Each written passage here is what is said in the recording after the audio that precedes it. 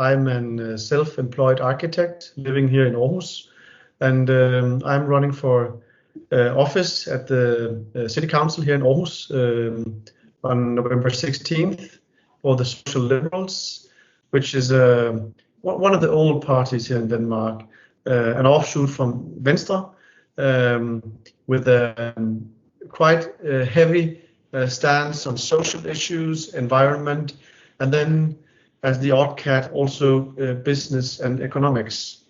Yes, and then I'm also a volunteer in several NGOs here in Aarhus and Denmark in general.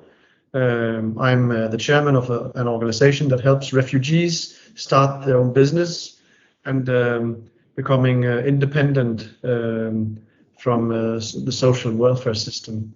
And I'm the past chairman of the local Taekwondo club here in Højbjerg. So that's me in a nutshell. And yeah. So you guys, I'm not going to say too much because it's all about you having a conversation about the local politics. We have more or less 45 minutes, so you just take it away, and I have some questions if you run out of questions. So excellent.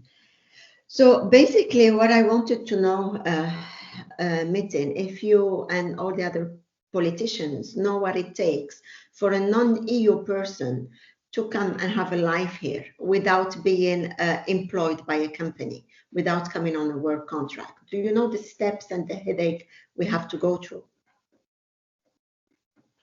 I can't say that I've been in your shoes, but I can remember when I graduated as an architect and I applied for a job, I sent out 356 applications for architecture studios in the entirety of Denmark, mostly in Jutland and on Fyn, and not so many in the Copenhagen metropolitan area. But I got none. I didn't get a job. So I believe I have a feeling of this maybe hopelessness some may feel when they come here and realize that, well, actually, we are not wanted. And some may even feel that, well, I don't have the skills or the qualifications. And some, and that's the bad part, some really have the qualifications and the skills, and still they are not chosen for, wanted for. That's really miserable. That's horrible. That is one of the main issues we have here, basically. We come with fully qualified, and I'm talking on behalf of maybe 40 people that I know here that are fully qualified internationals who come with the spouse and they cannot get a job. Either they don't speak the language or they're not given a chance. And that's one of the issues we face. The issues we face is being basically a nobody until you get the CPR number. And the hoops we have to jump through, and the deposit of 100,000 krona we have to put down to be able to apply for family reunification. I think that's really unacceptable, because this can be waived. I found out recently from someone who did family reunification. See, this is some of the issues that I would love for you to address when you get elected. Not if, when. I'm sure you will get elected, Metin. Thank you. So, thank you for the confidence.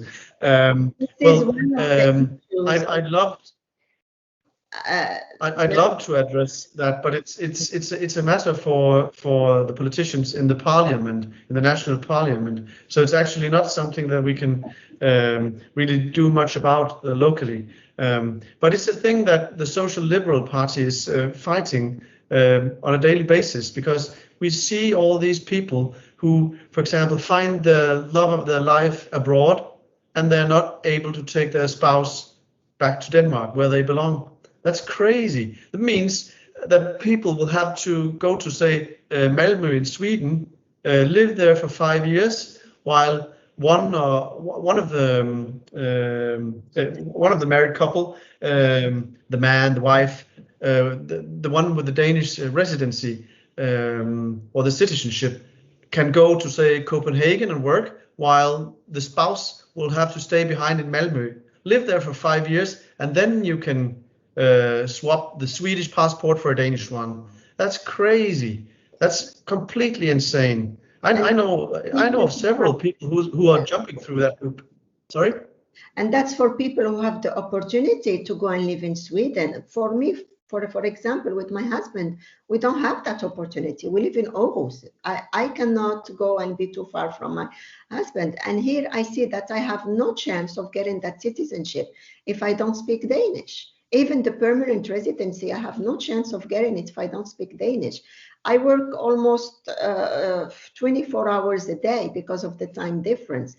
And I do not genuinely have time to go to a class, or when I do, I have to go on a business trip and then come back. And then there are already 2 or 3 chapters ahead. So I have to sit on top of the housework, which we don't get help here like I'm used to back home, helping the children, managing a business, managing a house, on top of it, sit and do homework for a Danish language. I'm contributing, I'm fully declared, I'm paying my taxes, we bought a house, and I still have no chance of having the Danish permanent residency. I've been here for 4 years, I'm still on a temporary residency. And that is really not fair at all. No, and you know what? If it wasn't for your husband, I believe that a person who's as qualified as you eventually would leave the country, because why would you accept it? Why wouldn't you just leave? Discard of Denmark, a country that obviously doesn't want you?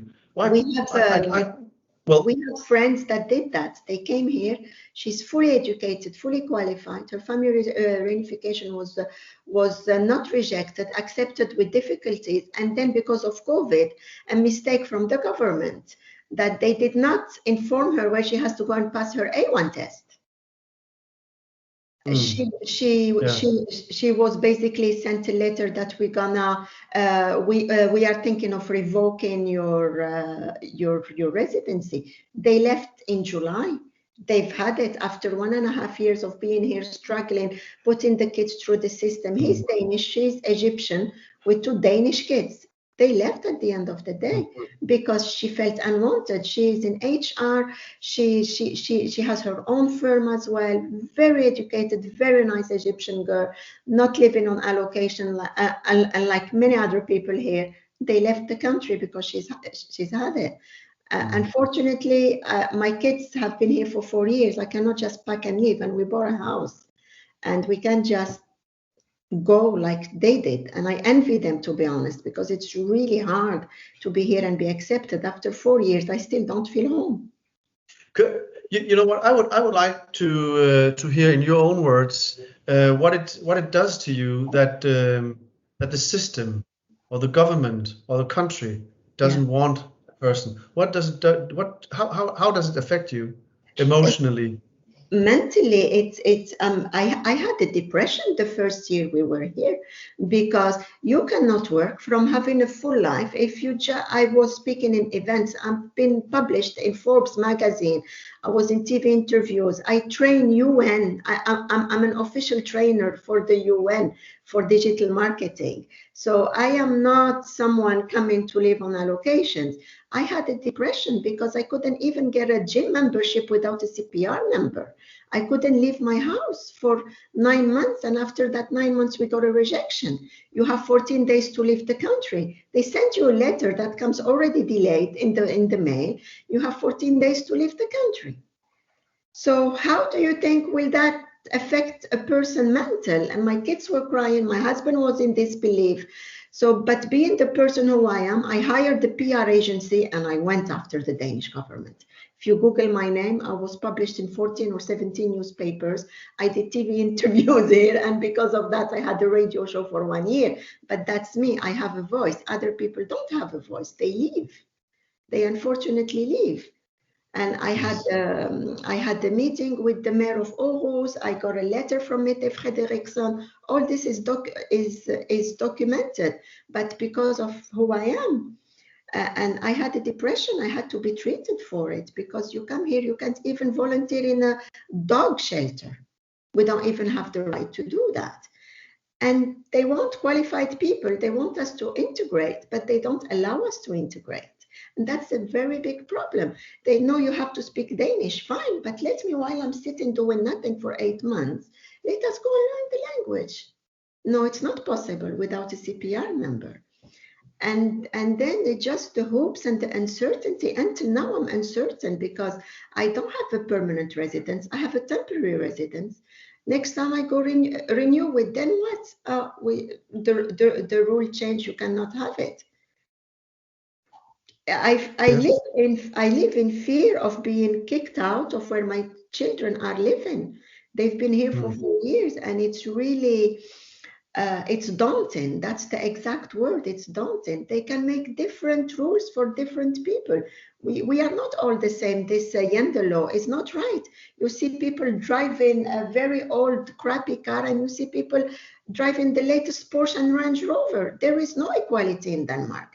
I'm sorry to break the news to everybody, but there is no equality in Denmark. And based on this, they need to look at the case by case individually.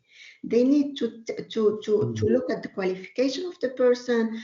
Are they here? Are they newly married? I've been married when I came here for 12 years with 2 Danish children, and I got rejected. And I'm not 24. I'm not under 24. I'm way past that age, and I still got rejected, and I still have to go through the same loop that's everybody else. It is not right. We could have a long discussion about the difference between below and above 24. Yes, and I don't think we need to go there. Either way, I don't believe that a married couple, if they are 24, 23, or 32, that it should really matter, because are you an adult? Then you're an adult, and it shouldn't really matter at all. We totally agree on that. But what I find a bit scary is that I know you as a strong-minded woman, as a strong person, and you had to visit you had to go to therapy, even though you are a strong woman. How do you imagine that people who have less strong mind or less strong will, how would they cope in this system? I believe it's horrible, but what do you think? How do you think they feel? They don't cope. They leave. They put they just resign to live in, because the pressure is too much. We do not have any support. When you come here as a non-EU, we do not get any support whatsoever. You are treated less than I don't know, even refugees are treated better than us. And we do not come to live on allocation. Most of us, all the people I know, are highly educated, highly qualified, and they cannot get a job. I can introduce you to a person who is educated and worked as a lawyer in Mexico for many years. She's working in the factory here as a blue-collar worker, because in her field she cannot find a job. And if she doesn't speak Danish, even if she speaks Danish, and she does, she has to do her qualification again from scratch. I have another friend, she's Moroccan as well. She's a doctor, qualified doctor, practicing in Morocco. She has to learn Danish for 3 years before she can practice. Why? Everybody speaks English. So, and they are saying we have a lack of workers. You have the workers under your nose. Wake up, look at them before they leave. She's also planning to leave. Yes, we are waiting. A question about that. Yes. Sorry, Metin. I'm just going to ask a question, because that's something that you can also handle locally, the job centers and the integration of highly skilled people. What's your politics on that in your party, and what do you believe you could do locally? Well, I can tell about a few cases I've had. I help refugees start their own businesses, and a lot of the people who have come in the recent years are actually skilled and qualified people. They have a trade. They know a business, a trade, something. I've tried to help people who were dentists, physiotherapists, managing directors of marketing bureaus, etc. And there's really no room for them in the Danish system. Sorry? In the them economy. There's no. They are always one step behind of a Dane who has equal or similar qualifications. A few years ago, I met a man from Syria.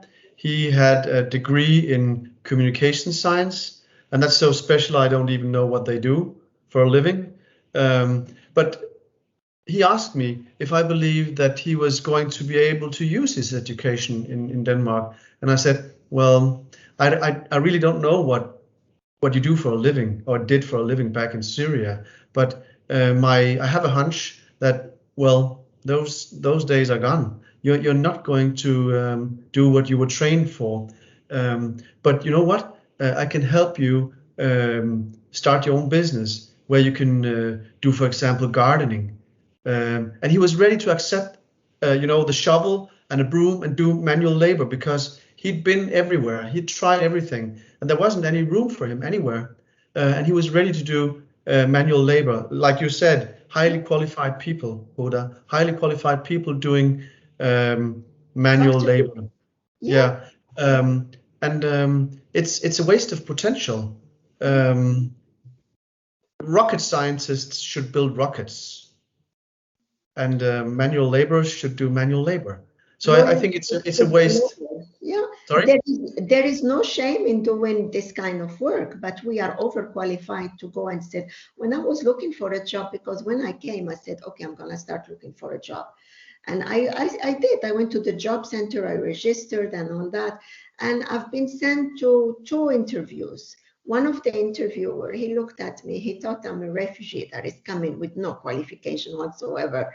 And he told me, yeah, but we cannot hire you full time. You can be in practice and it's going to be without salary for a month. I told him, I'm sorry, I'm not going to work for free. Did you look at my CV? He said, yeah, we don't need to look at the CV. You are new here.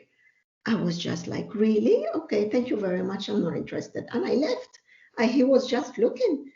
And also in one of the groups in Facebook, I told them, I'm looking for a job. Do you have any leads? One guy told me, yeah, you can work as a cleaner. I was laughing. I told him, I think you don't know who you're talking to. There is nothing wrong with working clean if you're a student and you need the extra money, but I do not need it. And I just told him, thank you very much for the advice. What else could I have said to a gentleman like this? Yeah, and that's how it is. That's how it is.